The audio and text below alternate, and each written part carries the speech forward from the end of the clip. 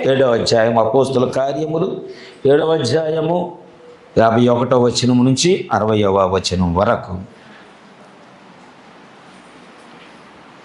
అందరూ బైబిల్ తీసారా? అందరికి బైబిల్స్ ఉన్నాయా? బైబిల్స్ ఎవరికైనా లేకపోతే చెప్పండి, ప్రయత్నం చేద్దాం. ఎవరికైనా ఇవ్వటానికి ప్రయత్నం చేద్దాము. అందరూ బైబిల్ తెచ్చుకోండి, మంచిది. అపోస్తుల కార్యములు 7వ అధ్యాయము 51వ వచనం నుంచి 60వ వచనం వరకు. ముష్కరులారా, దేవుని వాక్యమునకు లోపరచనొల్లని వారులారా, మీ పితరులెవరును ఎల్లప్పుడూ పరిశుద్ధాత్మను ఎదురుచూస్తున్నారు. మీ పితరులు ప్రవక్తలలో ఎవరిని హింసింపకయుండిరి, ఆ నీతిమంతుని రాకను గూర్చి ముందు తెలిపిన వారిని చంపిరి. అయినను మీరు ఇప్పుడు అప్పగించి హత్య చేసిన వారైతిరి. దేవదూతల ద్వారా నియమింపబడిన ధర్మశాస్త్రమును మీరు పొందితిరి కానీ దానిని కైకొనలేదని చెప్పాను. వారి మాటలు విని కోపంతో మండిపడి అతనిని చూచి పండ్లు కొరికిరి. అయితే అతడు పరిశుద్ధాత్మతో నిండుకొనిన వాడై ఆకాశము వైపు తేరి చూచి దేవుని మహిమను, యేసు దేవుని కుడిపార్శ్వమున నిలిచియుండుటను చూచి ఆకాశము తెరవబడుటయు మనుష్య కుమారుడు దేవుని కుడిపార్శ్వమున నిలిచియుండుటయు చూస్తున్నానని చెప్పాను.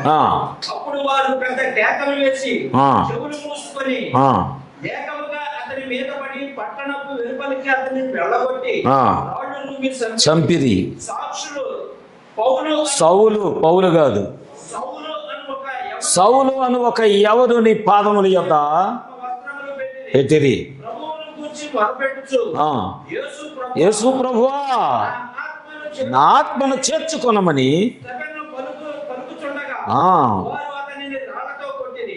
కొట్టిరి. మోకాళ్ళుని ప్రభువా పలికెను, నిద్రించెను, సమ్మతించాను. దేవుడి యొక్క వాక్యం తన వినికిళ్ళు దీవించి ఆశీర్వదించను గాక. దయచేసి అందరూ కూర్చున్నాం. చాలాసేపటి నుంచి మీరు నిలబడి ఉన్నారు. మీ ఓపికను బట్టి మీ అందరికీ ప్రత్యేక వందనాలు. మీరు ఇప్పుడు దాకా నిలబడినందుకు దేవుడు మీకు తోడుగా ఉండును గాక. మంచిది. మరలా దేవుడి నెలంతా మనల్ని కాచి కాపాడి మరి యొక్క చివరి ఆదివారాన్ని, పునరుద్ధాన దినాన్ని దేవుడు మనకు అనుగ్రహించి ఉన్నాడు. దాన్ని బట్టి దేవునికి ఎంతో వందనస్తులమై ఉన్నాము. నేను ఎక్కువ సమయం తీసుకోను, కానీ కొద్ది సమయం దేవుని యొక్క ఆత్మ ప్రేరేపించిన రీతిగా వాక్యాన్ని నేను ముందుకు తీసుకెళ్లాలని నేను ఆశపడుచున్నాను. ఈరోజు నా అంశము, మీ వెలుగు మనుషుల ఎదుట ప్రకాశింపనీయుడి. మీ వెలుగు, మీకు డౌట్ రావాలి, మాకు వెలుగు ఎందుకు ఉంటుందని. ఇంగ్లీష్లో ఏముందంటే, let your light so shine before man. నీ వెలుగును మనుషుల ఎదుట ప్రదర్శించు, షో చేయి. దీనికి ప్రవక్త పెట్టినటువంటి టైటిల్. అందులో ఈ వర్తమానంలో ప్రవక్త మరొక మాట మాట్లాడాడు. ఏమిటి మాట్లాడాడంటే, ఇంకొక మాటలో దీని భావాన్ని చెప్పాలంటే, దీని భావం చెప్పాలంటే, advertisement board for Christ. Advertisement board for Christ. క్రీస్తు కొరకు నువ్వు ఒక ప్రకటన పలకవై ఉండాలి. ఈ మధ్యకాలంలో మనం చూస్తున్నాము, అడ్ రోడ్ నుంచి ఇటు ముత్యాలంపాడు వెళ్ళినా, కొండూరు వెళ్ళినా, విజయవాడ వెళ్ళినా బంగారపు షాపులు బోర్డులు పెడుతున్నారు. చూసారా? రోడ్డు పక్కన ఐరన్ బోర్డులు బాతి, బసవయ్య ఉన్నాడా, ఆయన పని అదే, అడ్వర్టైజ్మెంట్ బోర్డులు తయారు చేయటమే. ఇప్పుడు అక్కడ దాని మీద కొన్ని నగలేసి ఉంటాయి, ఇంకా కొన్ని రకరకాల ఆభరణాలు వేసి ఉంటాయి. బంగారపు కొట్టండి. ఇప్పుడు రేపు గురువారం నేను షాప్ ఓపెన్ చేయబోతున్నా, దాని కొరకు కూడా ప్రార్థన చేయండి. నేను కూడా ఏం చేశానంటే, యాడ్స్లో ఒక కార్డు తయారు చేసి నేను జీటీపీలో ఒక యాడ్ తయారు చేసి దాంట్లో నేను కొన్ని సోఫాలు, ఇంకా మంచాలు, డ్రెస్సింగ్ టేబుల్స్, ఇంకా డైనింగ్ టేబుల్స్, ఇంకా టీపాయిలు, అవన్నీ కూడా ఒక కార్డులో ఇరికిచ్చి పెట్టాను. అప్పటికే 2-3 ఫోన్లు వచ్చి షాప్ ఓపెన్ చేశారా, మాకు అది కావాలి ఇది కావాలని. సరే ఓకే అంటే వాళ్ళని ఏదో ఆకర్షించింది. అందులో అన్నీ ఆకర్షించకపోవచ్చు. ఒక వ్యక్తిని అందులో ఉన్నది ఏదో ఒక ఐటము ఆకర్షించింది. అంటే నేను వెళ్ళలేదు, నేను చెప్పలేదు, దాని గురించి నేను ప్రకటన చేయలేదు. కేవలము ఒక బోర్డు, ఒక యాడ్ ఇచ్చాను, ఒక చిన్న యాడ్ ఇచ్చాను. ఇలా త్వరలో కందులపాడులో ప్రారంభము అని ఒక విజిటింగ్ కార్డు లాగా తయారు చేసి యాడ్ ఇచ్చాను. అది చూసిన వారి లోపల ఏదో మా ఇంట్లో ఈ వస్తువు ఉంటే బాగుండు అనే ఒక ఆకర్షణ వారిని లాగటం ప్రారంభించింది. చెప్తున్నాను, నేను వెళ్ళలేదు, నేను వారితో మాట్లాడలేదు, కానీ ఆ బోర్డులో ఉన్నది ఏదో వారి కళ్ళను ఆకర్షించింది. ఈరోజు ప్రవక్త ఏమని మాట్లాడుతున్నాడంటే, నీవు మాట్లాడకపోయినా, నువ్వు ఇతరులకు తెలియచేయలేకపోయినా, అది నీ ప్రవర్తన అవ్వచ్చు, నీ మాట అవ్వచ్చు, లేకపోతే నీ యొక్క దాన్ని ఏమంటారు, నీ చూపు అవ్వచ్చు, లేకపోతే నీ జీవితంలో దేవుడు చేసిన కార్యాలు అవ్వచ్చు. ఆమేన్. ఒకవేళ నిజముగా నువ్వు వాటిని దేవుని కొరకు అవి కలిగి ఉంటే, లోకంలో ఉన్న ఎవరినో ఒకరిని ఒక్కటైనా ఆకర్షిస్తే వారు దేవుని వైపు తిప్పబడతారు. ఆమేన్. ఇదివరకు కొత్తగా శుభమస్తు ఏదో కొత్తగా వచ్చింది. అప్పుడు విజయ అనేది, ఏమండి నాకు కింద పెద్దది బార్డర్, ఎంత బార్డర్ ఉండాలంట చీరకి. అప్పుడు అంతకుముందు ఇవన్నీ చిన్న చిన్న బార్డర్లే, కానీ పెద్ద బార్డర్ చీరలు వచ్చినాయి. నాకు ఆ చీర కావాలి అన్నది. సరే, నేను విజయవాడ వెళ్ళినప్పుడల్లా బోర్డులు చూస్తున్నా, ఎక్కడైనా పెద్ద చీర కనపడింది అని, అంటే పెద్ద బార్డర్ కనపడింది. ఒక రోజున సత్యనారాయణపురం రింగు దగ్గర కనపడింది శుభమస్తు బోర్డు, అన్ని పొట్టి చీరలు పెట్టున్నాయి. అందులో ఒక చీర నన్ను ఆకర్షించడం ప్రారంభించింది. ఆ షాప్ వాడు వచ్చి నాకు చెప్పలేదు, అవునా, నేను షాపుకి వెళ్ళలేదు, కానీ ఆ బోర్డు నన్ను ఎక్కడ తీసుకెళ్ళబోతుందంటే ఆ షాపుకి తీసుకెళ్ళబోతుంది. అర్థమవుతుంది నేను చెప్పేది? అయితే ఒక రోజున నేను చెప్పాను, నువ్వు కోరుకున్నటువంటి శారీస్ విజయవాడ వచ్చింది. సరే వెళ్ళాం. వెళ్ళిన తర్వాత గోల్డ్ కలర్ డిజైన్లో 27,000 28,000 అయింది శారీ. దాన్ని తీసుకున్నాను, హ్యాపీ అయిపోయింది. అంటే నేనేం చేస్తుంది, ఏదో ఒకటి ఆకర్షించి నిన్ను అక్కడ తీసుకెళ్తుంది. ఇక్కడ స్థితి అనేవాడు ఒకడుతున్నాడు. అతడు దేవుని యందు భయభక్తులు కలిగినవాడు. ఆమేన్. దేవుని వాక్యం కొరకు నిలబడిన వాడు అతడు. మీరు 7వ అధ్యాయము మొదటి నుంచి చదువుకుంటూ వెళితే స్టెఫెను వాక్యం చెప్పడం ప్రారంభించాడు.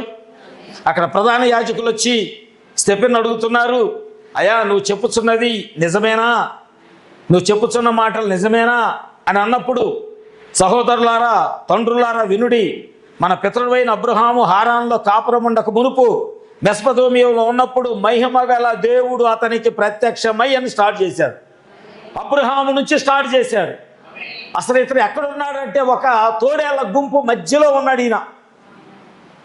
మనం కనుక మన చుట్టూ నువ్వు ప్రార్థన చేసిన నమ్మని వాళ్ళు ఉంటారు. అయినా నువ్వేం కంగారు పడద్దు, నీ ప్రార్థన నువ్వు చేస్తూనేవాడు. ఆమేన్. నీ విశ్వాసంతో ప్రార్థన చేసినప్పుడు కొన్ని కార్యాలు జరుగుతాయి. అవి చెప్పినప్పుడు వారు నిన్ను ఎగతాళి చేయొచ్చు, ఇంత భక్తి పొర్రాలైపోయిందేమా, అయినా భయపడద్దు, నువ్వు ప్రార్థన చేస్తానే ఉండు. ఎందుకంటే కార్యాలు నీ జీవితంలో జరుగుతున్నాయి, వాళ్ళ జీవితాల్లో కాదు. నీ కుటుంబంలో దేవుడు కార్యాలు చేస్తున్నాడు. ఇప్పుడు దేవుడు నీ కొరకు జీవితంలో కుటుంబాల్లో కొన్ని కార్యాలు చేస్తున్నాడంటే ఇప్పుడు నీ ఎవరి కొరకు నిలబడాలి? ఎగతాళి చేసేవారి కొరక, నీ సాక్ష్యమును నమ్మని వారి కొరక, లేకపోతే నువ్వు సాక్ష్యం చెప్తున్న దేవుడు నాతో మాట్లాడాలని చెప్పినా నిన్ను హేళన చేసిన వారి కొరక నువ్వు నిలబడాల్సింది కాదు. నీ జీవితంలో దేవుడు తన కార్యం చేస్తున్నప్పుడు ఇప్పుడు కొంతమంది సాక్షులుగా నిలబడ్డారు. ఆమేన్. దేవుడు ప్రార్థన ఆలకించి దేవుడు జవాబిచ్చాడని వాళ్ళు నిలబడ్డారు. ఇప్పుడు ఎవరిని కనపరిచారు? వాళ్ళు మనుషులనా? కాదు, దేవుడిని కనపరిచారు. ఆమేన్. అంటే ఇప్పుడు కొంతమందిలో ఒకవేళ ఎవరికైనా అలాంటి ప్రాబ్లం ఉండొచ్చు. అది చిన్న గడ్డో పెద్ద గడ్డో, లేకపోతే బాగా పానీపూరీలు తిని లోపల పానీపూరీలే గట్లగా కట్టేసి ఉండిపోయి, తెల్ల గట్లగా కట్టిపోయి, చిన్న గట్లగా కట్టిపోయి అలా ఉండిపోయి కొంతమందికి ఉండొచ్చు గర్భసంచిలో. వాళ్ళల్లో విశ్వాసం కలగొచ్చు. అంత పెద్ద గడ్డ లేకపోయినా నా కడుపు లోపల చిన్న గడ్డలు ఉన్నాయి. అంత పెద్ద గడ్డనే తొలగించిన దేవుడు చెప్పాలి. మీ నోట్లో నుంచి రావాలి విశ్వాసం మాట. కొద్దిమంది మాట్లాడుతున్నాను అంటే అందరి విశ్వాసులు కాదని అర్థం అయిపోయింది నాకు. అది పాయింట్ చెప్పేసినట్టే నేను. ఆ విశ్వాసం ఎవరికైతే వస్తుందో దేవుడు ఏం చేస్తాడంటే వాళ్ళ కడుపులో ఉన్న చిన్న గెడ్డలను కూడా అప్పుడు వెళ్ళి చెబుతా ప్రార్థన చేయగానే దేవుడు గొప్ప కార్యం చేశాడు. నా ప్రార్థనకి దేవుడు జవాబిచ్చాడు. మరలా డాక్టర్ దగ్గరికి వెళ్తే లోపల ఏమి ఆనవాలు కూడా కనబడలేదు. ఇప్పుడు ఎవరికి సాక్షిగా ఉంటున్నావు? ఇక్కడ దేవునికి, ఆయన కార్యాలకు నువ్వు సాక్షిగా నిలబడుతున్నావు. ఇక్కడ ఎవరో ఒక వ్యక్తి జీవితంలో ఒక కార్యం జరిగిందని చెప్పగానే ఆ విశ్వాసము నీలోకి వెళ్ళి నీలో ఉన్న బలహీనతలు తొలగించినప్పుడు ఇప్పుడు నీవు కూడా ఒక సాక్షివే. ఆమేన్, హల్లెలూయా. ఇక్కడ ప్రవక్త 172వ దినము జూన్ 20వ తారీఖు కుటుంబ బలిపీఠంలో ప్రవక్త ఏమని మాట్లాడాడంటే, మీ వెలుగును మనుషుల ఎదుట ప్రకాశింప చేయుడి అనే వర్తమానంలో ఆయన మాట్లాడుతూ, తోడేళ్ల గుంపు మధ్యకు గొర్రెపిల్ల వెళ్ళినట్లుగా తన రక్తము కొరకు ఎదురు చూస్తున్న సన్హేంద్రియ సభ మధ్యకు స్టెఫెను వెళ్ళాడు. వారు అతని మీద అనేక నేరాలు మోపారు. అతని వైపు వారు చేతులెత్తి అనేక నేరాలు మోపారు. అతడు ఏం చేశాడు? అతడు ఈ విధంగా చెప్పడం ప్రారంభించాడు, సహోదరులారా, మా పితరుడైన అబ్రహాముకు దేవుని మహిమ ప్రత్యక్షమయ్యింది. అతడు మెసొపొతేమియాలో ఉన్నప్పుడే అతనికి ప్రత్యక్షమైంది. అబ్రహాము నుండి ఆ చరిత్ర అంతటి తెలియజేస్తూ వచ్చాడు. అక్కడ నుండి అతని ద్వారా అన్యులు ఎలాగొచ్చారో అది కూడా తెలియజేస్తున్నాడు. Praise the lord. కొద్ది సమయం చూసేసరికి స్టెఫెనంట పూర్తిగా పరిశుద్ధాత్మతో నింపబడి ఉన్నాడు. ఆమేన్. మనం కూడా ఈరోజు అబ్రహాం సంతానమేనా? ఆమేన్. ఐక్యపరచబడటానికి దేవుడు మనకి ఎక్కడ మార్గం తెరిచాడో తెలుసా? ఒకే చెట్టుకు 2 కొమ్మలు. ఒకే చెట్టుకి 2 కొమ్మలు. ఆ చెట్టు ఏంటంటే ఒలీవ చెట్టు. ఆమేన్. ఏం చెట్టు అది? ఒలీవ చెట్టు. ఆ ఒలీవ చెట్టుకు 2 కొమ్మలు ఉన్నాయి. ఒక కొమ్మ ఇశ్రాయేలీలైతే ఒక కొమ్మ అంటు కట్టబడిన అడివ ఒలీవ మొక్కలైన మనమై ఉందాం. ఆమేన్. చెట్టు ఒకటే, జీవం ఒకటే, కొమ్మలు వేరు. దేవుడు ఏం చేస్తున్నాడు? అక్కడ ఇశ్రాయేలీలను అన్యులను ఒకే చెట్టుకు ఐక్యపరుస్తున్నాడు ఆయన. అక్కడ నుండి మనము కూడా అబ్రహాము సంతానంగా పిలవబట్టం ప్రారంభించాం. అందుకని ఇక్కడ స్టెఫెను ఏం చేస్తారంటే ఆ వర్తమానాన్ని బోధిస్తున్నాడు. అన్యులను ఇశ్రాయేలీలను దేవుడు ఎలాగ ఐక్యపరుస్తున్నాడో ఆయన బోధిస్తూ ఉంటే ఆ స్టెఫెను మీదకి ఎప్పుడైతే పరిశుద్ధాత్మ వచ్చిందో, ఆమేన్, పరిశుద్ధాత్మతో ఎప్పుడైతే నింపబడి ఉన్నాడో ఇక వాళ్ళకి అర్థమైపోయింది, లేదు లేదు వీడిని ఉంచకూడదు, వీటిని చంపేయాల్సిందే. ఆమేన్. ఇక ఎప్పుడైతే వారు దాడి చేయటం ప్రారంభిస్తున్నారో ఇక స్టెఫెను అంటున్నాడు, ముష్కరులారా, హృదయములను చెవులను దేవుని వాక్యమునకు లోబరచనొల్లని వారులారా, మీరును ఎల్లప్పుడూ మీ పితరుల వలె ఎల్లప్పుడూ పరిశుద్ధాత్మను ఎదిరించుచున్నారు. ఎందుకంటే వాళ్ళు ధర్మశాస్త్రాన్ని చదివేవారు. ధర్మశాస్త్రంలో ఉన్న యూదుడు ఎవడో కూడా దేవునికి వ్యతిరేకంగా పాపం చేయకూడదు. ఆమేన్. అందుకే ఇక్కడ ఆయన ఇందాక ఏమన్నాడంటే, మీరు ధర్మశాస్త్రాన్ని చదువుతున్నారు కానీ దాన్ని నెరవేర్చడం లేదు, దాన్ని గైకొనటం లేదు. ధర్మశాస్త్రంలో వాళ్ళు చదివారా? కన్యక గర్భవతి అయి అతనికి ఉందా? ధర్మశాస్త్రంలో ఉందా? మలాకి 3:1 ఇదిగో నాకు ముందుగా నేను ఒక దూతను పంపుచున్నాను, అతడు వచ్చి మార్గము సరళం చేస్తాడు, అతడు అరణ్యములో కేకవేయి ఒక శబ్దమును వలె ఉంటాడు. అది ధర్మశాస్త్రములో రాయబడిన వాక్యమే కదా.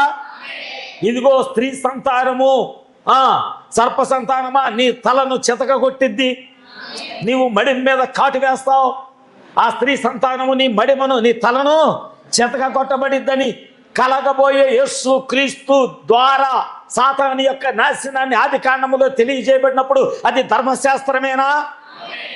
మరి ఇప్పుడు ఆయన వస్తే ఆయన నమ్మట్లా. ఆయన వస్తే వాక్యాన్ని నెరవేర్చడానికి వస్తే ఆయన నమ్మట్లేదు. అందుకనే వాళ్ళకి ఏమైందంటే కోపం వచ్చింది. ఈయన దేవదూషణ చేస్తున్నాడు, మాకు తెలియని ధర్మశాస్త్రం ఏముంది, ఈయన కొత్తగా బోధిస్తున్నాడు.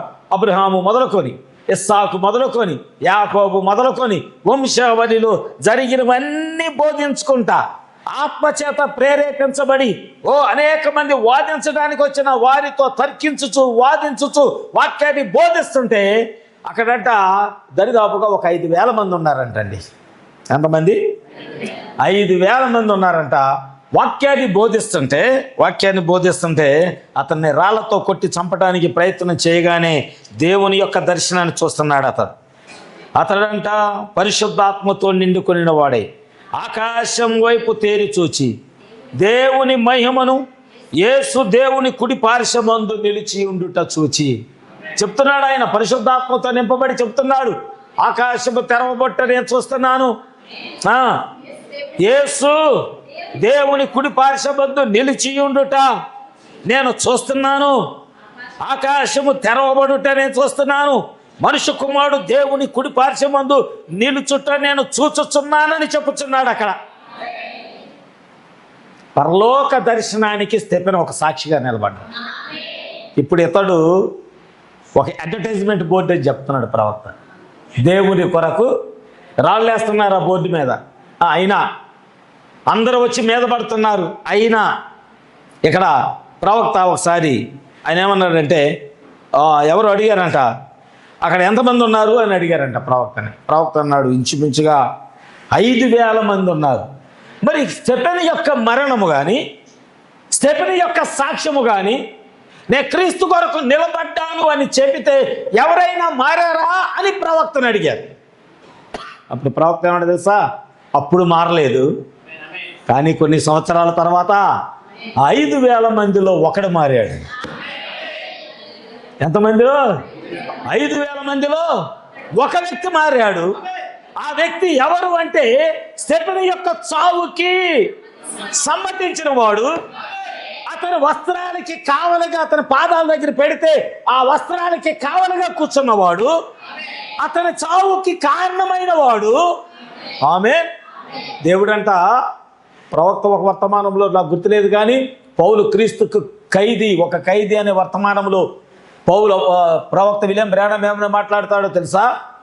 దేవుడంట సౌలును పౌలుగా మార్చడానికే స్టెఫెన్ని ఒక బోర్డుగా వాడుకున్నాడు. ప్రైజ్ ది లార్డ్, హల్లెలూయా. అప్పుడంట ఎవరికి తెలియదంట, ఈ 5,000 మందిలో ఒక వ్యక్తి దేవుని కొరకు చావటానికైనా నిలబడబోతున్నాడు. ఎందుకంటే సౌలు జీవితాన్ని ప్రభావితం చేసిందే స్టెఫెను. అంటే దేవుని కొరకు ఇంతగా నిలబడాలా? శ్రమలు వచ్చినా అయ్యా మేము దేవుని కొరకు, తినడానికి ఏమీ లేదు అయ్యా దేవుని కొరకేనయ్యా, కష్టాలు వచ్చినాయి దేవుని కొరకేనయ్యా, అందరి చేత వెలివేయబడుతున్నాం అయ్యా మేము దేవుని కొరకేనయ్యా, లోకమంతా నేను ఛేదరించుకుంటుంది అయినా దేవుని కొరకేనయ్యా, అందరిని మీద రాళ్ళు వేయడానికి ప్రయత్నం చేస్తున్నారు అయినా నేను దేవుని కొరకేనయ్యా. అరే, దేవుని కొరకు ఒక వ్యక్తి ఎంతగా నిలబడతాడా? సౌలుకు వచ్చిన ఆలోచన అదే. ప్రాణం పోతున్నా రక్షించండి, నన్ను కాపాడండి అని కూడా అంటలేదు. కానీ ఆ శ్రమలో తల పగిలి రక్తం కారుతూ ప్రాణం పోతున్న సమయంలో కూడా పరలోకపు దర్శనాన్ని చూస్తున్నానని చెప్పుచున్నాడే, క్రీస్తు కొరకు నిజమైన ఒక సాక్ష్యతడు.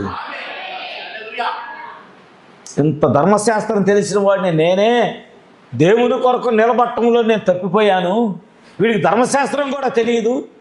కానీ ధర్మశాస్త్రంలో ఉన్న దేవుడే, అబ్రహాము దేవుడే ఈరోజు మనతో ఉన్న దేవుడు, ఇస్సాకుతో ఉన్న దేవుడే మనతో ఉన్న దేవుడు, యాకోబుతో ఉన్న దేవుడే మనతో ఉన్న దేవుడు.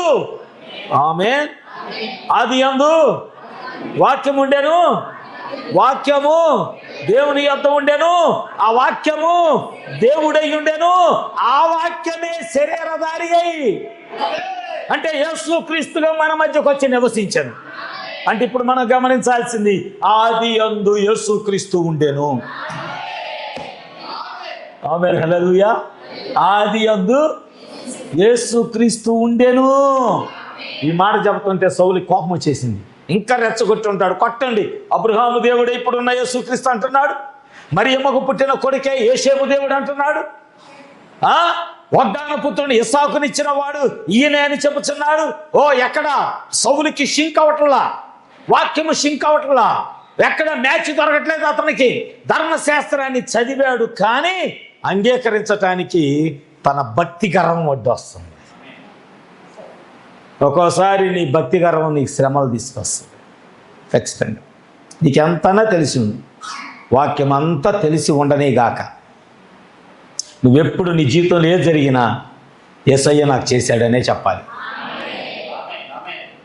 నేను చేసుకున్నాను, నేను సంపాదించుకున్నాను, నా వల్లనే, నేనే ఈ స్వభావం వస్తే నెబుకద్నెజర్ ఎక్కడున్నాడు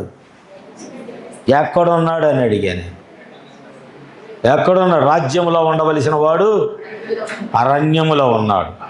విందులు, పరమాణాలు, చికెన్ ఫ్రైలు, మటన్ రోస్టులు, ఇంకా రొయ్య బిర్యానీలు తినాల్సిన వాడు ఎక్కడున్నాడు? అడవిలో గరిక మేస్తున్నాడు. ఎందుకని? ప్రతిదానికి నేను నా వలనే, నేనే చేసుకున్నా, నేనే సంపాదించుకున్నా, నేనే కట్టుకున్నా, ఇది నా వల్లనే, నేనే చేసుకున్నా, నాది నేను. ఒక్కోసారి కొంతమందికి ఆ భక్తికరం ఏం చేస్తుందంటే కిందకు తొక్కేస్తాం, మనుషులను పడేస్తాం. దేవుని వాక్యాన్ని చూడగలిగిన స్థితి ఉండదు, గురిటితనం వచ్చేస్తుంది. నీ కళ్ళ ఎదుట నిజమైన వాక్యము కనబడినా, వాస్తవము కనబడినా అంగీకరించడానికి నీ మనసు ఒప్పుకోదు. మనం మట్టి వంటి వారమండి. ఫస్ట్ అది గుర్తుపెట్టుకోండి. ఇంతలో కనబడి అలాంటి వాళ్ళం. నిన్న నాకు ఒక స్నేహితుడు కలిశాడు. 84-85లో మేము 10th చదివినప్పుడు హై స్కూల్ ఫస్ట్ ఓపెనింగ్ మేమే వచ్చేవాడికి. వాడు బెంగళూరు నుంచి వచ్చాడు నన్ను చూడటానికి, స్నేహితులను చూడటానికి. వాడిని కలుసుకున్న తర్వాత వెలగలేరులో సొసైటీలో మళ్ళీ ఫోన్ చేశారు, అరే 10 మంది కలిసాము రా అని. అక్కడికి వెళ్ళిన తర్వాత అక్కడ నా పాత స్నేహితుడు ఎర్రగుంట బాబురావు అని నా క్లాస్మేట్, వాడు కూడా వచ్చాడు. వాడు వస్తే నేను వాడిని అడిగా, అరే మొన్న ఒక కుర్రవాడిది నేను ఒక ఫోటో చూశాను రా, గొడవర్తి రవి సంథింగ్, ఒక వ్యక్తి యవ్వనస్తుడు చనిపోయాడు, వెలగలేరులో పాంప్లెట్లు వేసి ఉన్నాయి, ఎవరి గొడవర్తి రవి అని అడిగాను. అప్పుడు చెప్పాడు, అతను రాడ్ బెండింగ్ వర్క్ చేస్తాడు, యవనస్తుడు, మ్యారేజ్ అయ్యింది, కుర్చీలో కూర్చున్నాడు. ఆయన భార్యతో చెప్పాడు, అమ్మ కాస్త గుండెల్లో నొప్పి వస్తుంది అని అన్నాడు. అని అనగానే ఆ భార్య మంచినీళ్ళు తేయడానికి వంటగదిలోకి వెళ్ళింది. మంచినీళ్ళు తీసుకొని వచ్చేసరికి కింద పడిపోయి చచ్చిపోయి ఉన్నాడు అన్నాడు. ఈ మన జీవితాలు. ఆ మాట చెప్పడానికి నేను ఆ కుర్రాడిని తేవాల్సి వచ్చింది. ఎందుకు మరి గర్వం? బైబిల్ చెప్తుంది గర్వం గడ్డి మేపిద్దని. నువ్వేంతన్నా సంపాదించుకో, మట్టిలోకి వెళ్ళాల్సిందే. అవునా? నిన్న పాయసాన్ని వండి అందులో పాతి పెట్టను, నేను మట్టిలో పెట్టాల్సిందే కదా. మరి అది కదా మన జీవితము. మరి ఎందుకు మనం గర్వించాలి? ఒక ప్రశ్న వేసుకొని హృదయంలో, నేనెందుకు దేవునికి లోబడకూడదు? శ్రమ వచ్చినా, కష్టం వచ్చినా, ఎందుకంటే రాత్రి అంతా నిద్రపోయా, ఆ నిద్రలో ప్రాణం పోతే నాకు తెలిసేది కాదు. బస్సేశ్వరరావు ఉన్నాడు, వాళ్ళ డాడీ అలాగే చనిపోయాడు, చిన్నపిల్లాడు బస్సేశ్వరరావు. రాత్రి పండుకున్నాడు, పొద్దున్నే లేగల. రమణ అనుకుంది, వాళ్ళ అమ్మ అనుకుంది, ఆయన అన్నాడు, లేగట్లా. సరే ఒక గంట దాకా మళ్ళీ లేపలేదు వాడు. తర్వాత వెళ్ళేసరికి నెర్రని ఇరుక్కుపోయాడు, చనిపోయి తెల్లవారేసరికి ఏమయ్యాడు? అయ్యి మన జీవితాలు. మరి ఎందుకు గర్వం? ఎందుకు అహంకారం?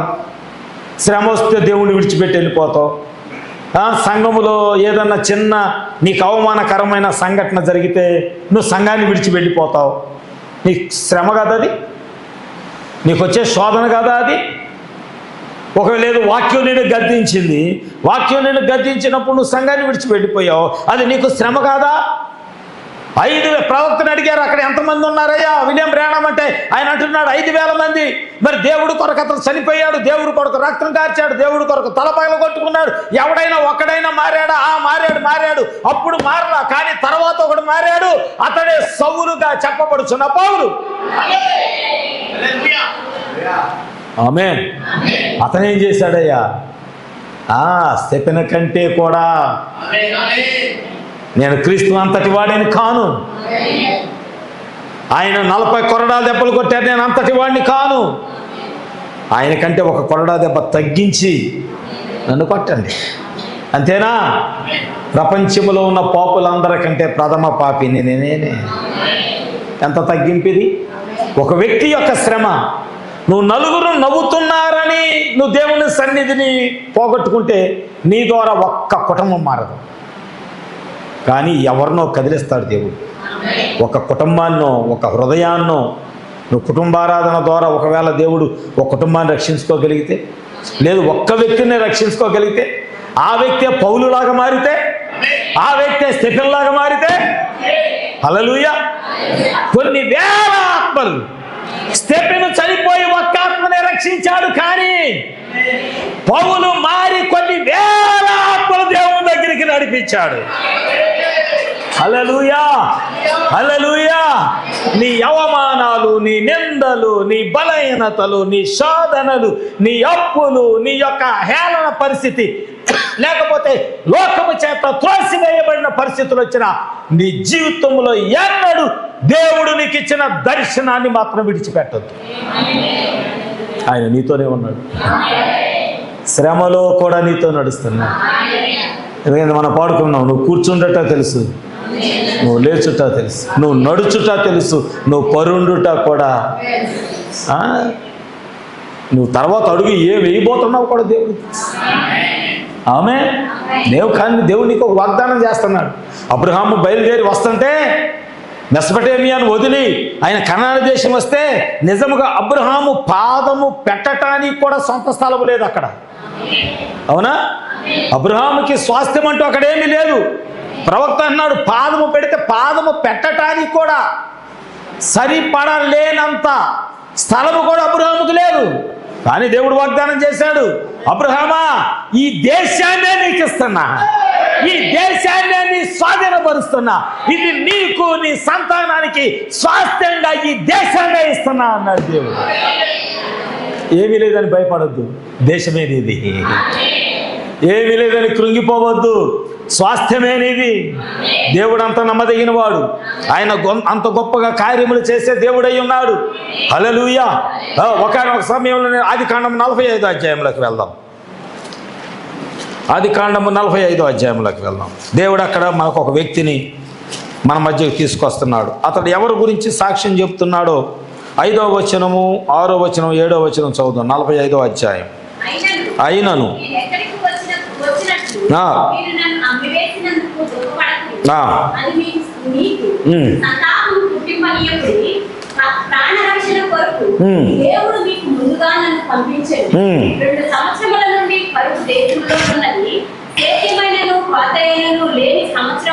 ఇంకా 5 వచ్చును,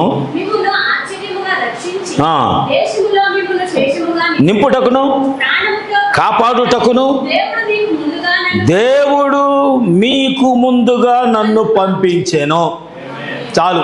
ఇప్పుడు దేవుని కొరకు ఒక సాక్ష్యం చెబుతున్నాడు. ఇతడు దేవుని కొరకు ఒక అడ్వర్టైజ్మెంట్ బోర్డుగా ఉన్నాడు. ఎవరయ్యా యేసేపు అంటే, యేసేపు చెప్తున్నాడు. ఈ బోర్డు ఏమని చెప్తుందంటే, దేవుడు నన్ను పంపించాడు ఇక్కడికి. ఈ బోర్డు ఏమని మాట్లాడుతుంది? దేవుడే నన్ను ఇక్కడికి పంపించాడు. ఎవరైనా?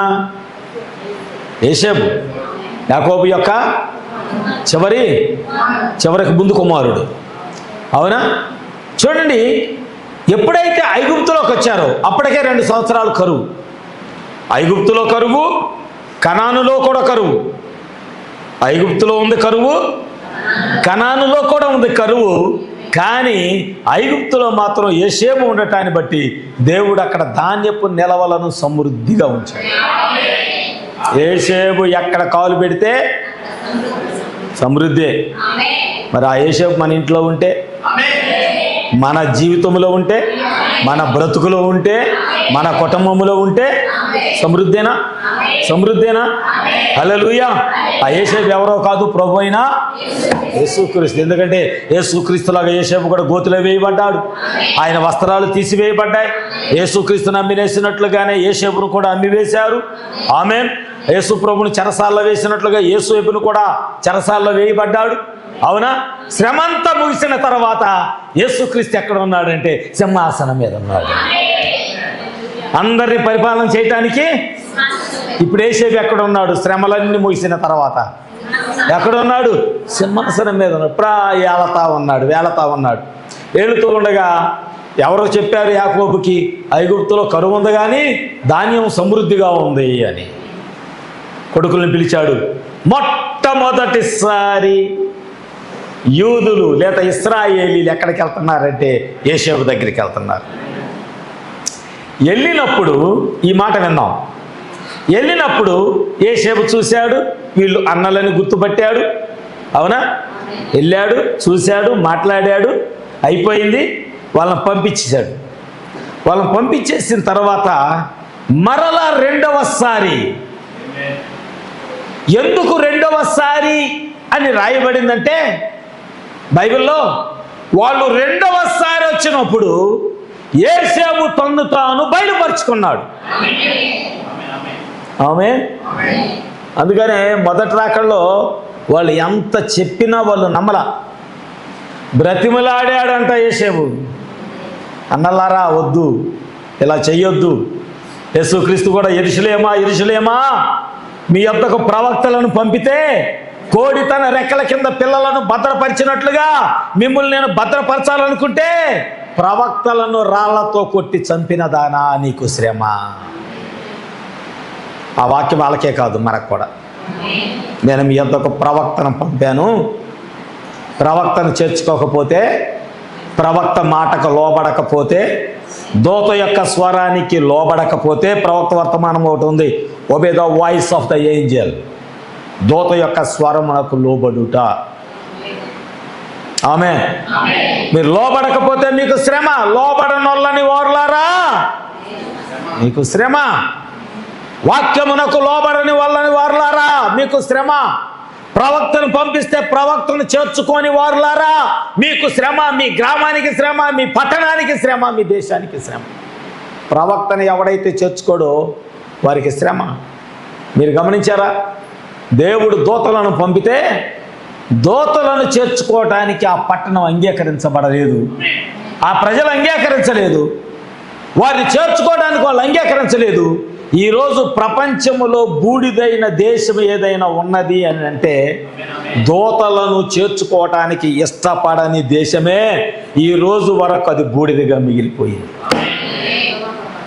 నువ్వు వాక్యం చేర్చుకోకపోయినంతే, ప్రవక్త ద్వారా బయలుపరచబడిన లేఖనాన్ని నువ్వు చేర్చుకోకపోతే, ప్రవక్తను నమ్మకపోయినా, నీ కొరకు లేఖనాలు అవి. ప్రవక్త ప్రవక్త ప్రవక్త ప్రవక్తను ఎందుకు నమ్మాలంటే అది వాక్యం.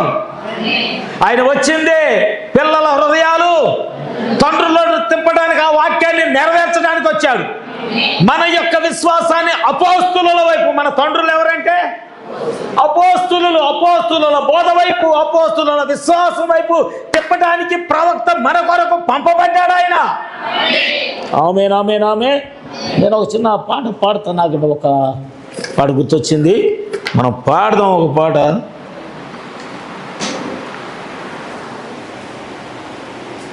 దేవునికి మహిమ కలుగునుగాక. ఓ చక్కటి పాట నోట్లో ఆడుతుంది, కానీ అది చాలా కాలం అయ్యింది.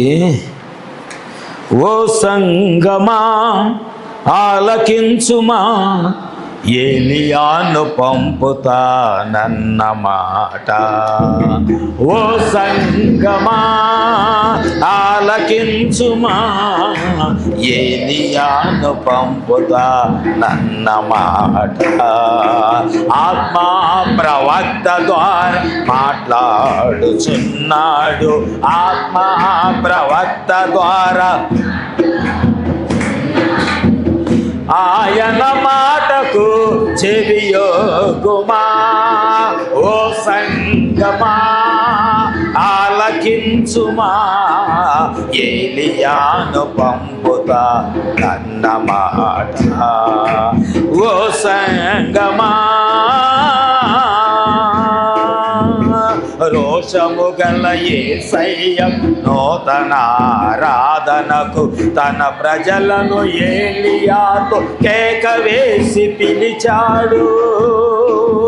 రోషము గల యేసయ్య నూతన ఆరాధనకు తన ప్రజలను ఏలియాతో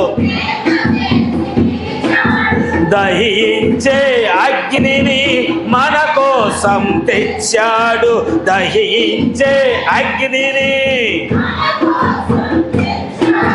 పడద్రోసిన బలిపీఠం తిరిగి లేవనెత్తాడు, పడద్రోసిన బలిపీఠం తిరిగి లేవనెత్తాడు. ఓ సంగమా ఆలకించుమా, ఏలియాను పంపుతా మాట ఓ సంగమా. హల్లెలూయా. సంఘాలన్నీ ఏం చేశాయంటే వాక్యాన్ని ఎక్కడ పడితే అక్కడ పడేసాయి. సిఎస్ఐ వాళ్ళ సిద్ధాంతంలో వచ్చారు, ఆర్ఎస్ఎం వాళ్ళ సిద్ధాంతంలో వచ్చారు, పెంతుకోస్తు వాళ్ళ సిద్ధాంతంతో వచ్చారు, ఇంకేంటి బేతెస్తా లేకపోతే బేతేలు వాళ్ళ సిద్ధాంతంతో వచ్చారు, ఇంకేమున్నాయి మెట్రోపాలిటన్ వాళ్ళ సిద్ధాంతాలతో వచ్చారు. లోకములో ఉన్న సంఘాలు వారి సిద్ధాంతాలతో వచ్చి వారు బలిపేటాలు కట్టుకుంటున్నారు. కానీ ఏలియా వచ్చి ఈ చెదిరిపోయిన వాక్యములో చెదిరిపోయిన లేఖనాలన్నీ తీసుకొని ఈ గడియకు పంపబడిన ప్రవక్త లోకమంతా సంఘ శాఖలన్నీ విడిచిపెట్టిన ఆ లేఖనాలన్నీ తీసుకొని పరిశుద్ధాత్మ అగ్ని దిగి వచ్చే ఒక బలిపీఠాన్ని కట్టాడు విలియం బ్రానమ్. ఆమేన్ ఆమేన్ ఆమేన్. పడిపోయిన బలిపీఠాన్ని తిరిగి కట్టాడు. ఎందుకంటే అలా కడితేనే, అలా సరిచేస్తేనే, ఏది అలా చేస్తేనే ప్రార్థనకు జవాబు అగ్ని దిగివచ్చి బలినంతా కూడా కాల్చివేసింది. ఆమేన్. ఈ గడియ యొక్క ప్రవక్త కూడా అదే చేశాడు. ఆది కాండము నుంచి లోకము, ప్రజలు, సంఘాలు, సంస్థలు, సంఘ శాఖలు విడిచిపెట్టిన లేఖనాలన్నిటిని పోగు చేశాడు ఈయన. ఆమేన్. ఈయన గురించి నేను ఒక మాట చదువుతాను. ఈయన కూడా దేవుని కొరకు పంపబడిన ఒక ప్రవక్త అని చెప్పడానికి నేను మీకు ఒక మాట చెప్పాలి. ఇక్కడ దూత యొక్క స్వరానికి లోబడుము అనేటటువంటి వర్తమానంలో ప్రవక్త మాట్లాడుచున్నాడు. 4-5 పేరాలు, 2 పేరాలు చదువుతాను, జాగ్రత్తగా వినండి. అది నేలపైన పరుచుకొనుచున్నది, నడుచుచు నా కుడి ప్రక్కకు వచ్చింది. ఏంటంటే అగ్నిస్తంభం. జాగ్రత్తగా వినండి. ఒక అగ్నిస్తంభము ప్రవక్త ఉన్నటువంటి ఆ స్థలంలోకి వచ్చి అది నేలపైకి వచ్చింది. అది మరలా నడుచుకుంటూ ఆయన కుడి ప్రక్కకు వచ్చింది. అది ఎల్లప్పుడూ నా కుడి ప్రక్కనే వచ్చి నిల్చుంటూ ఉంటుంది. ఆ కారణము చేతే నేను నా ప్రార్థన వరుస అటువైపు నుంచే నేను ప్రారంభిస్తాను. ఎందుకంటే ఎల్లప్పుడూ కుడివైపు నుంచే ఆ దూత నాతో వచ్చి నిలబడతా ఉంటాడు. వాస్తవముగా అది ఇప్పుడు ఇక్కడే ఉంది. అప్పుడు నేను దానితో నేను చెప్పుచున్నాను, అది దగ్గరికి రావటము నేను గుర్తిస్తున్నాను. అప్పుడు అది నా దగ్గరకు వచ్చినప్పుడు ఒక వ్యక్తి నడుచుకుంటూ రావటం నేను చూశాను. ఆయన పాదాలకు చెప్పులు లేవు, పాదరక్షలు లేవు. ఆయన తలపై తెల్లని దుస్తులు వంటి ఒక వస్త్రాన్ని ఆయన కలిగి ఉన్నాడు. అంటే ఏమంటారు, న్యాయాధిపతి ఎలా ఉన్నాడు అలాగా. ఆయన యొక్క భుజముల వరకు ఆయన నల్లని రంగు జుత్తు ఆయన కలిగి ఉన్నాడు. ఆయన నలుపు రంగు కళ్ళను కలిగి ఉన్నాడు. ఆయన మృదువైన ముఖమును మరియు ఒక రకమైన నలుపు వర్ణాన్ని కలిగి ఉన్నాడు. ప్రవక్త ఒక రూమ్లో ఉన్నాడు. రూమ్లో ఉన్నప్పుడు ఆ స్థలములోకి మొదట వెలుగు వచ్చింది. ఆ వెలుగు ఆ గదంతా నడవటం చూశాడు. అందులో నుంచి ఒక వ్యక్తి నడవటం ప్రారంభించాడు. ఆ వెలుగులో ఆ వ్యక్తిని చూశాడు. ఆ వ్యక్తి ఎలా ఉన్నాడో వర్ణిస్తూ ఉన్నాడు అనమాట. ఆయన ముఖము మృదువైనటువంటి ముఖాన్ని, ఒక రకమైన నలుపు వర్ణాన్ని కలిగి ఉన్నాడు. ఆయన నా యొద్దకు వచ్చి ఈ విధమైన భంగిమలో, అంటే చేతులు ఇలా కట్టుకున్నాడు. ప్రవక్త దగ్గరకు వచ్చి ఈ భంగిమలో తన చేతులను ముడుచుకున్నాడు. ఆయన నా వైపు క్రిందకు చూశాడు. నేను నా వేళ్లను అంటే భయం వేస్తుంది. ప్రవక్తకు భయం వేసి తన గోళ్ళు కొరుక్కుంటున్నాడు. ఆయన ఉద్వేగంతో ఉన్నాడు, అదేంటి అర్థం కాక. అప్పుడు ఒక స్వరం వినపడుతుంది, నువ్వు భయపడవద్దు. ఆమేన్. ఆయనలో నుంచి ఒక స్వరం వినపడింది, నీవు. ఆ మాట వినపడగానే ఆ స్వరాన్ని గుర్తుపట్టాడు ప్రవక్త. ఎలాగా? ఇది మొదటిసారి చూచుట, అతన్ని చూడటం మొదటిసారే, కానీ నేను చిన్నప్పటి నుంచి ఈ స్వరాన్ని వింటున్నాను. ఆమేన్. ప్రవక్త తన అనుభవాన్ని పంచుకుంటున్నాడు. ఈయన చూడటం మొట్టమొదటిసారే, కానీ ఈ స్వరాన్ని చిన్నప్పటి నుంచి మాట్లాడింది అదే స్వరాన్ని అని ఆ స్వరాన్ని నేను గుర్తుపట్టాను. అయితే అతడు చెప్పాడు, దేశముల యొక్క జనులకు దైవిక స్వస్థత అనే వరాన్ని నువ్వు తీసుకొని వెళ్ళాలి. ఆమేన్. నేను దేవుని సముఖము, ప్రవక్త అన్నాడు, నేను దేవుని సముఖములో నుంచి పంపబడ్డాను. నా అనుభవం కూడా అలాంటిదే.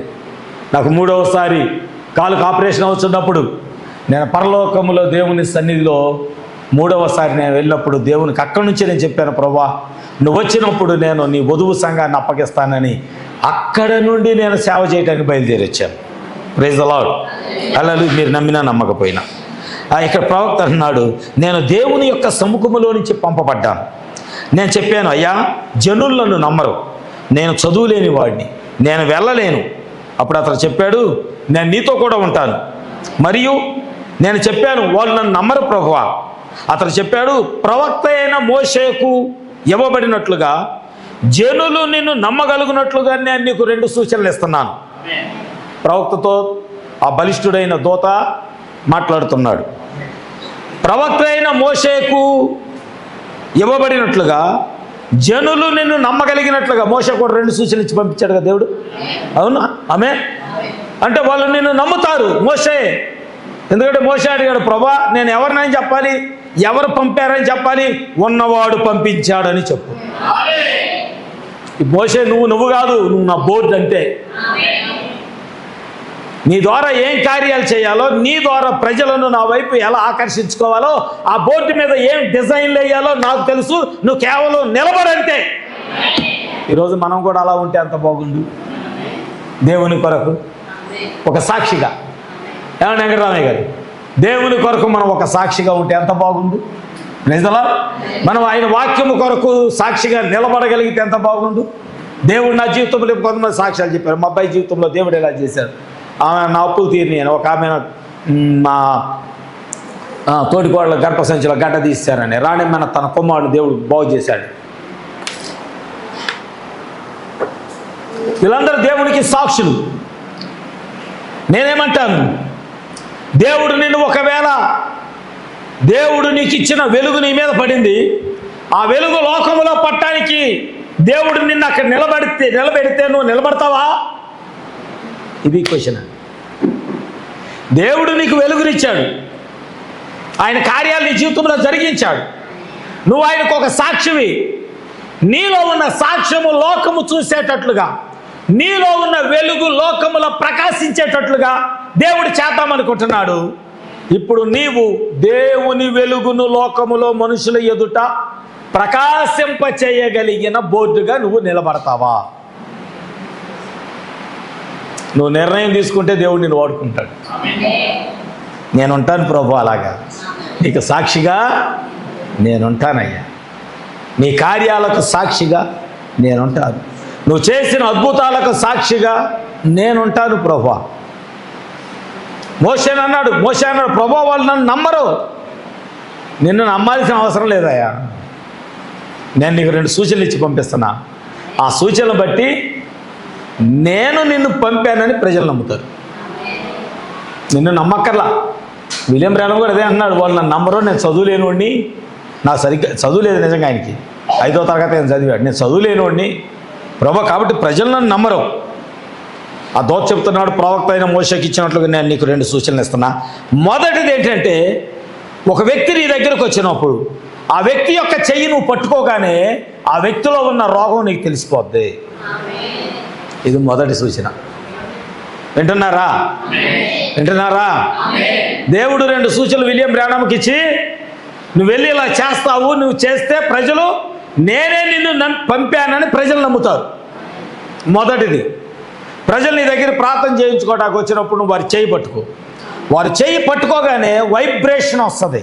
వైబ్రేషన్ అంటే షేకింగ్, వణుకు లాంటిది. అప్పుడు వారిలో ఏ రోగం ఉందో నీకు తెలిసింది. ఇది మొదటిది.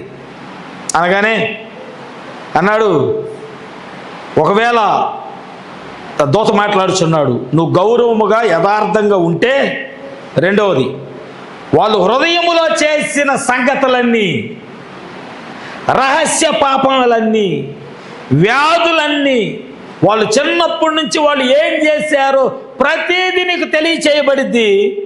దీనిని బట్టి నువ్వు సత్యము చెప్పుచున్నావని ప్రజలు గ్రహిస్తారు. ఆమేన్. కానీ ఏం జరిగిందో తెలుసా?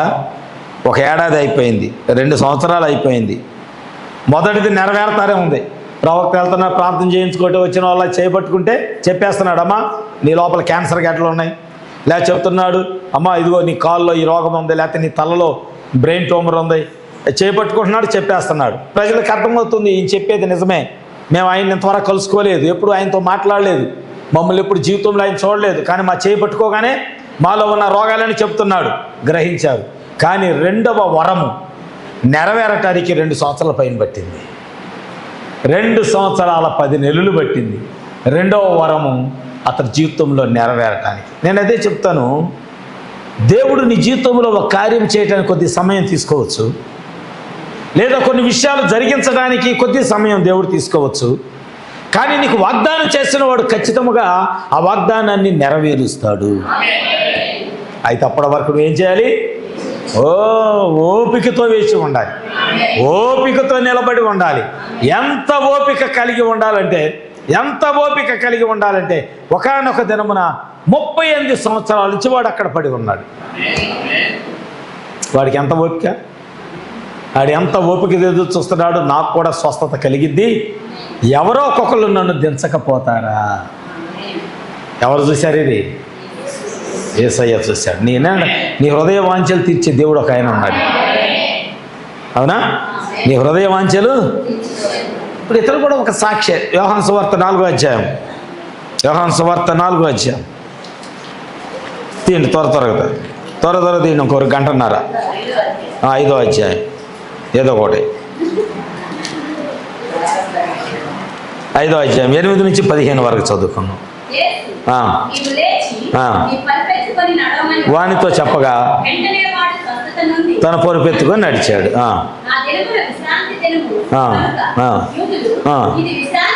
ఇది విశ్రాంతి దినము కదా.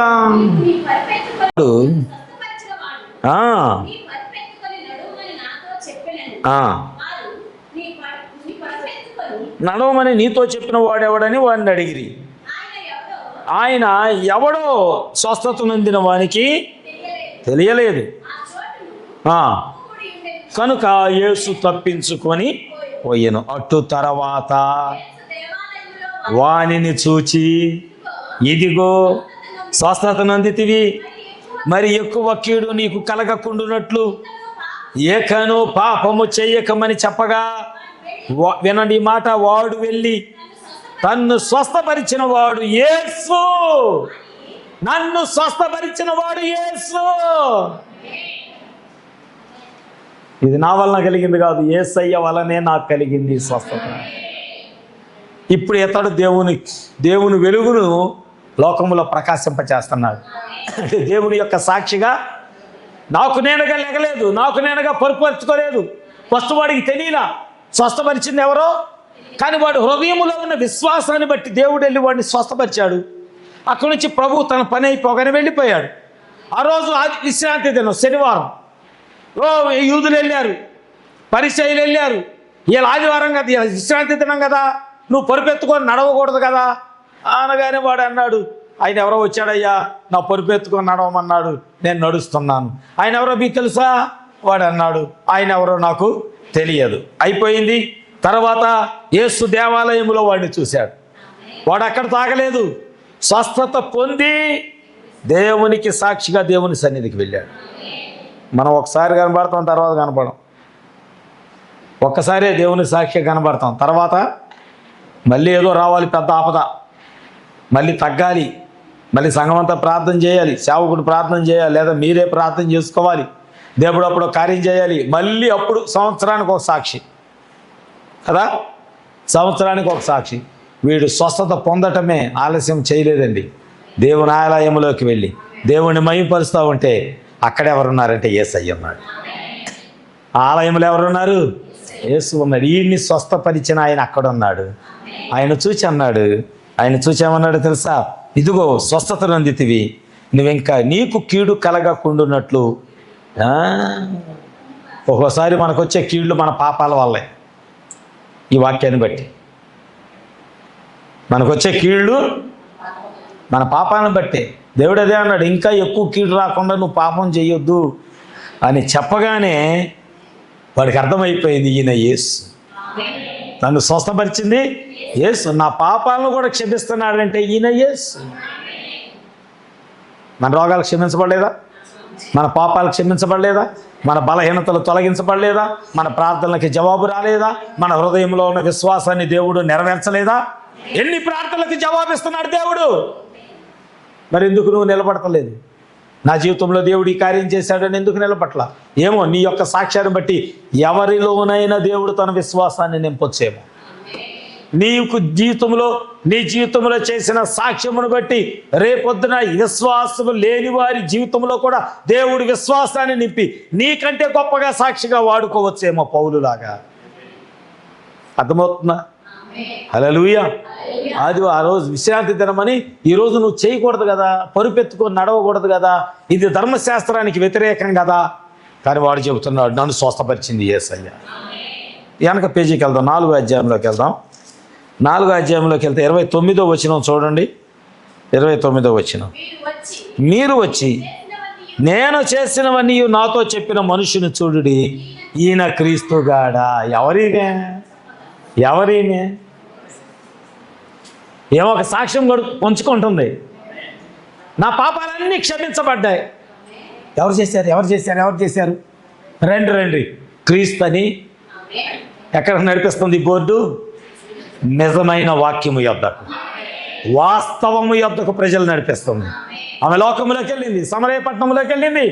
నన్ను బాగు చేసిన వాడు, నా పాపాలు క్షమించిన వాడు, నా హృదయ రహస్యాలని చెప్పినవాడు ఆయన క్రీస్తుగాడా. లోకాన్ని ఎక్కడ నడిపించింది బోర్డు? ఎక్కడికి? నిజమైన దేవుని వాక్యం యొద్ద, నిజముగా పాపాలు క్షమించే ఆయన దగ్గరికి, నిజముగా స్వస్థపరిచే దేవుని యొద్ద, నిజముగా ఆ రోజు ఏం జరిగింది? పుట్టి గుడ్డివాడు. మాట చెప్పి నేను ముగిస్తాను. పుట్టి గుడ్డివాడు వాళ్ళు ప్రభువుని తీసుకొచ్చారు అక్కడికి.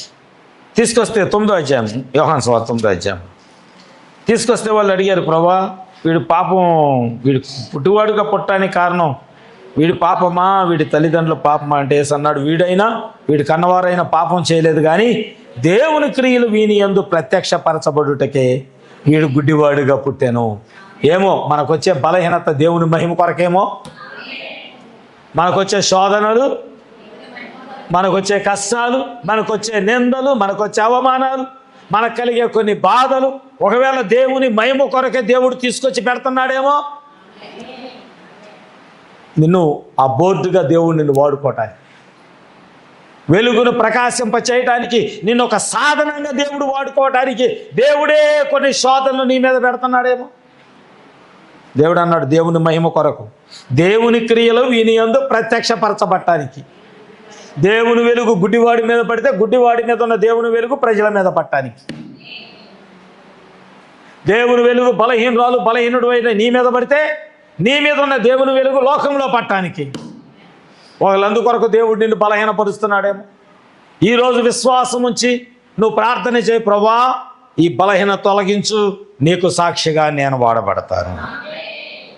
ఈ మాటని హృదయమంతటితో చెప్పు, హృదయమంతటితో. అందుకే ప్రవక్త అంటాడు, నమ్మితే హృదయమంతటితో నమ్ము, పెదాలతో నమ్మొద్దు. నేను నమ్ముతున్నానండి, నేను కూడా ప్రార్థన చేసుకో, నాకు కాదు, అయి కాదు. మన చలమే చెప్పాడు, పొరుపు తడిసిపోయేదాకా దావీదు, పొరుపు తేలేదాకా దావీదు. అలాంటి ప్రార్థన మాకు నేర్పయ్యి అని ప్రార్థన చేస్తున్నాడు. ప్రభుని అడగాలి మనం, అలాంటి ప్రార్థన నాకు కావాలి, అలాంటి విశ్వాసం నాకు కావాలి. వాడు వచ్చాడు, వాడిని అడిగారు, అరే ఏంటి వీడు చూపు పొందుకున్నాడు, వాడేనా వీడు? గుడి దగ్గర అడుకుంటున్నాడు కదా. కొంతమంది అవునని, కొంతమంది కాదని, కొంతమంది వీడే వాడు అని, కొంతమంది వాడు వీడు కాదని, కొంతమంది. కానీ వాడేమన్నాడు తెలుసా? నేనే వాడిని అన్నాడు. ఆ గుడివాడు ఏమన్నాడంటే, ఆయనను నేనే, స్వస్థత పొందుకున్న వ్యక్తిని నేనే, ఆ గుడ్డివాడను నేనే. ఎవరు చేశారు? ఏమనయ్యా, యేసు అని ఒక ఆయన వచ్చాడు. ఆయన వచ్చి బురద తీసి నా కళ్ళ మీద రాసి కోనేటిలోకి వెళ్ళి కళ్ళు కడుక్కోమన్నాడు. నేను వెళ్ళి కళ్ళు కడుక్కొని వచ్చాను. ఈ వార్త ఏమైందంటే మొత్తం కందులపాడులో పాకిందా, ముత్యాలంపాడు కూడా పాకి, అక్కడ తాగల ఆతుకూరు వెళ్ళింది, అక్కడ ఆగల కొండూరు వెళ్ళింది. ఇప్పుడు ప్రతి ఊరు నుంచి పరిచయులు, శాస్త్రులు, యూదులు వచ్చేస్తున్నారు. అసలు విశ్రాంతి దినాన స్వస్థపరచడం ఏంటి? ఆయన ఎవరైనా వచ్చి అడిగారు. అడిగితే ఇదేమన్నాడు తెలుసా? టెక్నికల్గా మాట్లాడాడు. నా కళ్ళు లేవు సరే, నేను చూడలా, కళ్ళుండి మీరు కూడా చూడలేదా అన్నాడు.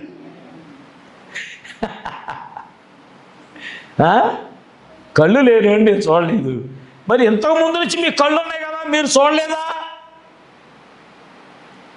అసలు ఆయన పరిచర్య ఏంటి? యేసు ప్రభు పరిచర్య గుడ్డివారి కన్నులు తెరవటానికి, మగవారి యొక్క నోర్లు తెరవటానికి, చెవిటివారి యొక్క వినికిడి కలగ చేయటానికి, పాపాలను క్షమించటానికి అధికారంతో వచ్చాడు.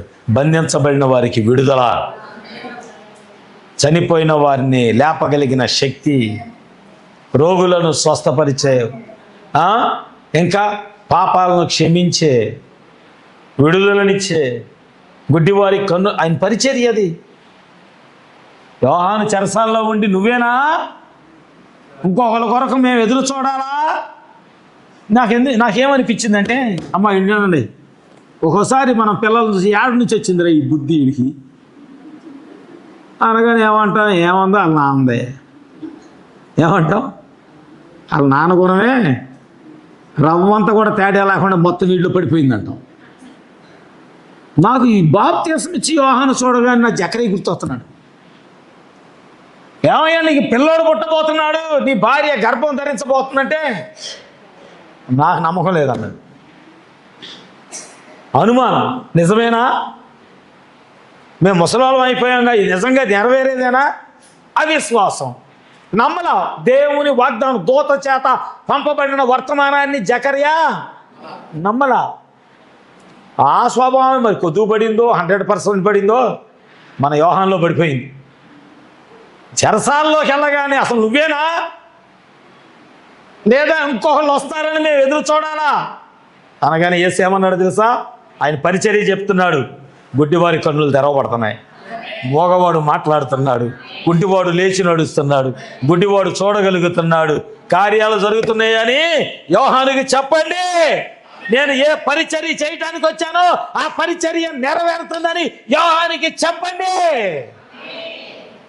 దేవుడు వచ్చిందే గుడ్డి వాళ్ళకే కన్నులు లేవటానికి. శనివారం అయితే ఏంటి, ఆదివారం అయితే ఏంటి, ఆయన వచ్చాడు, గుడ్డివాడిని బాగు చేశాడు. అందరేనో తర్జన భర్జన పడుతున్నాడు, వాడేనా వీడేనా, వీడేనా వాడేనా? ఆయన అన్నాడు, ఆడ నేనే అండి. నీకు ఎలా కలిగింది స్వస్థత? నువ్వు గుడ్డివాడి నుంచి ఎలా స్వస్థ? ఏమనయ్యా, యేసు అని ఒక ఆయన వచ్చాడు, బురద రాశాడు, కోనేట్లోకి వెళ్ళి కళ్ళు కడుక్కోమన్నాడు. నేను కళ్ళు కడుక్కున్నా, కళ్ళు వచ్చినాయి, మళ్ళీ ఆయన నాకు కనపడలేదు, నేను ఆయన చూడలేదు. ఆయన ఎక్కడ అన్నాడే నాకు తెలియదు, వెళ్ళిపోయాడు. సరే అయిపోయిందా? పక్క ముత్యాలం పొడవలు లేచింది, అక్కడి నుంచి పరిచయాలు వచ్చారు. వచ్చి నువ్వు పలానోవు కదా, నువ్వు పలానా వాళ్ళ అబ్బాయివు కదా, పుట్టి నుంచి గుడ్డోడు కదా, రోజు గుడి దగ్గర అడుక్కున్నాడు నువ్వు? నేనే అడుక్కునేవాడిని. సరే వాళ్ళు అడిగారు, నీకెంత స్వస్థత కలిగి? వాళ్ళకు కూడా చెప్పాడు. అయినా నమ్మలా. వాళ్ళ ఇంటికి వెళ్ళారు. వాళ్ళ ఇంటికి వెళ్ళి వాళ్ళ అమ్మ నాన్న అడిగారు, అమ్మా మీ కొడుకు నీ కొడుకేనా?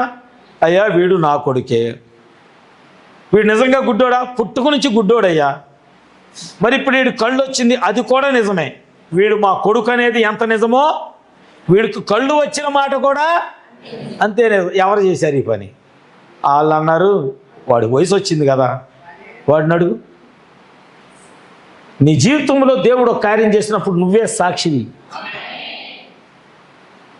మా ఇంట్లో దేవుడు కొన్ని గొప్ప కార్యాలు చేశాడు కానీ పక్కింటి వాళ్ళు చెబుతారు మా గురించి. అదే నీ ఇంటికి సాక్షివి నువ్వే, నీ జీవితానికి సాక్షివి నువ్వే. అందుకే ఎలియాజరు తల్లిదండ్రులను అడిగారు, ఏమని, ఈ పిల్లను నాతో పంపిస్తావా అంటే వాళ్ళు ఏమన్నారు, వయసు వచ్చింది దాన్ని అడుగు అన్నారు. వయసు వచ్చింది ఆ పిల్లనే అడుగు. రెప్పకాని అడిగాడు, అమ్మా వెళతావా అని అడిగారు. ఆ మంది వెళతాను. చూసారా నిర్ణయము? ప్రవక్త అన్నాడు, ఈరోజు వధువుకు కూడా అలా నిర్ణయం తీసుకునే అధికారాన్ని దేవుడు ఇచ్చాడు. నువ్వు దేవునితో నిలిచి ఉంటావా? అవును, నేను నిలిచి ఉంటా. శ్రమ, కష్టము, తుఫానులు, ఆటంకాలు, అభ్యంతరాలు హేళన చేస్తారు, లోకము నవ్వుతారు నిన్ను చూచి, పరిశుద్ధ గుండ్రాలని నీకు పేర్లు పెడతారు. అయినా నేను దేవుని కొరకే నిలబడతాను. స్టెఫెను వలె నిలబడతాను, ఆ పుట్టు గుడ్డివాడి వలె నిలబడతాను. ఆ కోనేటి దగ్గర, బెతెస్దా కోనేటి దగ్గర పరుపును ఎత్తుకొని దేవుని ఆలయంలోకి వెళ్ళి దేవుని మహిమపరిచిన ఆ రోజు వలె నేను నిలబడతాను. మోషే వలె నేను నిలబడతాను, విలియం బ్రానమ్ వలె నేను నిలబడతాను. ఇది కదా మనం దేవుని కొరకు నిలబడవలసిన సాక్షి. ఆయన వెలుగు నీ మీద ఉంది, ఆ వెలుగుని లోకంలో పంపించు.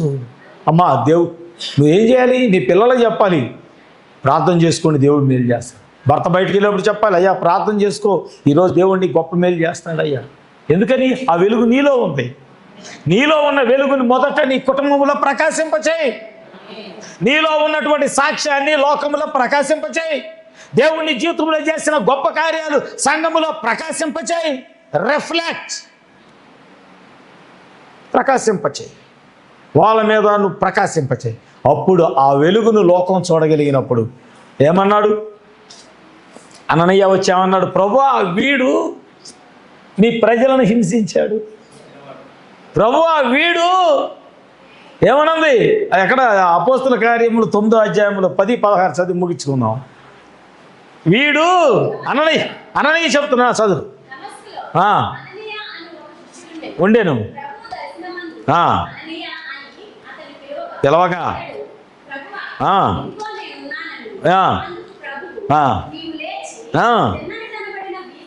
వెళ్ళు.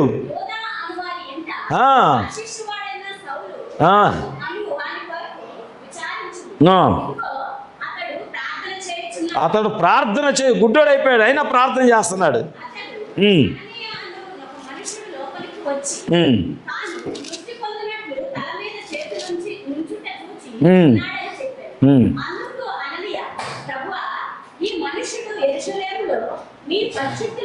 ఎంత కీడు చేసి ఉన్నాడని వింటిని బంధించడం అతడు ప్రధాన యాజకుల వలన ఉన్నాడని ఉత్తరం ఇచ్చాను. అందుకు ప్రభు, నువ్వు వెళ్ళు, అన్యజనుల ఎదుట, రాజుల ఎదుట, ఇశ్రాయేలీల ఎదుట నా నామము భరించుటకు ఇతడు నేను ఏర్పరచుకొనిన అడ్వర్టైజ్మెంట్ బోర్డ్. ఆమేన్. నేను ఏర్పాటు చేసుకున్న ప్రకటన పలక, నేను ఏర్పాటు చేసుకున్న ఒక సాధనం. ఆమేన్. నువ్వెప్పుడు ఉంటావు అలాగే? దేవుడే చెప్తున్నాడు. అననీయాను వాళ్ళలో ఉన్న బలహీనతలన్నీ దేవుడు చెప్తున్నాడు. ఇటు ఇట్టా అంటాడు, వాడు అట్టా అంటాడు అని. ప్రభు అంటున్నాడు, లేదు, నేను ఏర్పాటు చేసుకున్న సాధనం.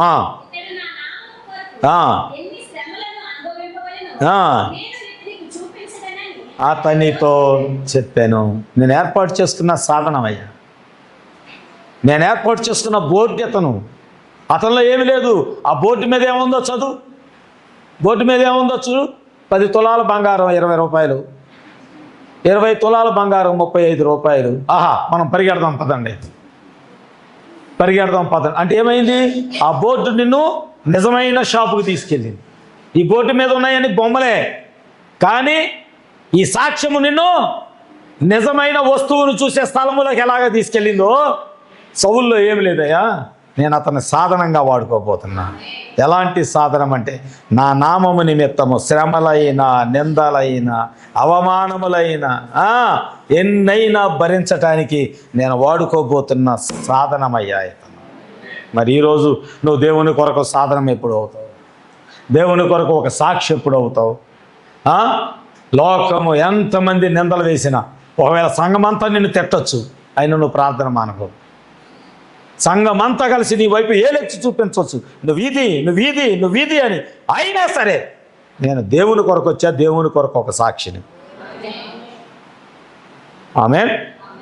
ఆ పట్టుదలతో కూడిన సాక్ష్యము ఒక రోజున సంఘాన్ని మార్చవచ్చు. ఆమేన్. నిజంగా దేవుడు వీరితో ఉన్నాడు అనే ఒక గొప్ప సాక్ష్యం మీ జీవితంలో రావచ్చు. ఎంతమంది ఈరోజు దేవుని కొరకు, ప్రభా నేను ఖాళీ పాత్రను, నేను ఖాళీ బోర్డు. ఆమేన్. ఒక ప్రకటన విడుదల చేసే ఒక బోర్డు, అడ్వర్టైజ్మెంట్ బోర్డు లాంటి వ్యక్తిని. నాలో ఏమి లేదు, కానీ దాని మీద ఫ్లెక్స్ ఎతికిస్తారు కదా, ఆ ఫ్లెక్స్లో ఉన్న దాన్ని ప్రజలు చదువుతారు, కానీ బోర్డు ఎలా డిజైన్ ఉందో ఎవడో చూడడు. చూస్తాడా? ఎదరో బోర్డు కనపడింది, వెనక్కి వెళ్ళి ఇవ్వడం చూస్తాడా? ఎట్టేసాడు, ఎట్ట మేకులు కొట్టాడు చూస్తాడా? బస్సులో వెళ్ళినాడు, బస్సు దిగి చూస్తాడా? ఏమ్మా చెప్పండి. ఆ బోర్డు మీద ఏం కనపడుతుందో, ఏది ఆకర్షిస్తుందో దాన్నే చూస్తారు. అవునా కదా? హల్లెలూయా. మరి ఈరోజు నీ వైపు చూడాలని ప్రజలు కోరుకోవద్దు. నీలో ఉన్న దేవుని కార్యాలు, నీలో ఉన్న విశ్వాసం, నీలో ఉన్న భక్తి, దేవుని కొరకు నువ్వు నిలబడిన సాక్ష్యపు జీవితం ఉన్నదే, అది లోకము చూడాలని కోరుకో. అప్పుడు ప్రజలు ఎక్కడికి వస్తారు? నీ దగ్గర కాదు, దేవుని దగ్గరికి వస్తారు. ఎక్కడికి వస్తారు? నిజమైన వాక్యం యొద్దకు వస్తారు. ఎక్కడికి వస్తారు? వాస్తవమైన దేవుని యొద్దకు వస్తారు. మాట్లాడే దేవుడు, చూచే దేవుడు. నువ్వు కూర్చుండుట, నువ్వు లేచుట, నువ్వు నడుచుట, నువ్వు పరుండుట బాగుగా ఎరిగి ఉన్న దేవుని యొద్దకు వస్తాడు. అప్పుడు దేవుడిని ఎంత ఘనంగా వాడుకుంటాడు, ఎంత మహిమపరుస్తాడంటే, స్టెఫెను చనిపోయాడు కానీ ఈ రోజు వరకు జీవగ్రంథములో ముద్రించబడి ఉన్నాడు. ఆమేన్. ఎంతమంది జీవగ్రంథంలో మీ పేరు ఉండాలనుకుంటున్నారు? ఎంతమంది ఉండాలనుకుంటున్నారు? ప్రేమించేదా అంత లేచి నిలబడదాం. అధికముగా ఆరాధింతో ఆసక్తితో ప్రేమించేదా, అధికముగా ఆరాధింతో ఆసక్తితో పూర్ణ మనసుతో పూర్ణ బలముతో ప్రేమించేదా. ఆరాధన ఆరాధన గ్లోరీ. అందరూ కలిసి ఆమేన్ ఆమేన్. ఆరాధన ఆరాధన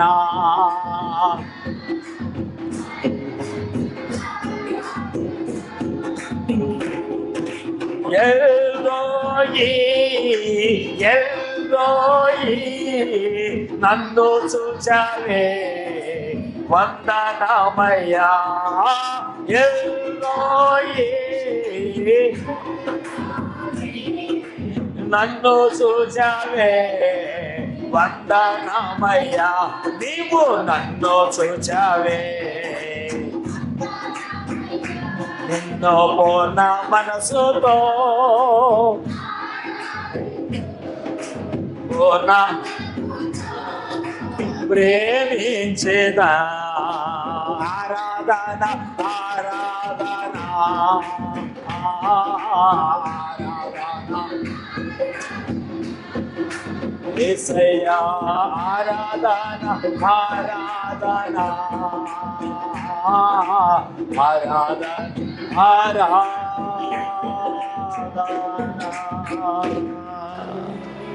అందరూ తల్ల ఉంచి ఉండగా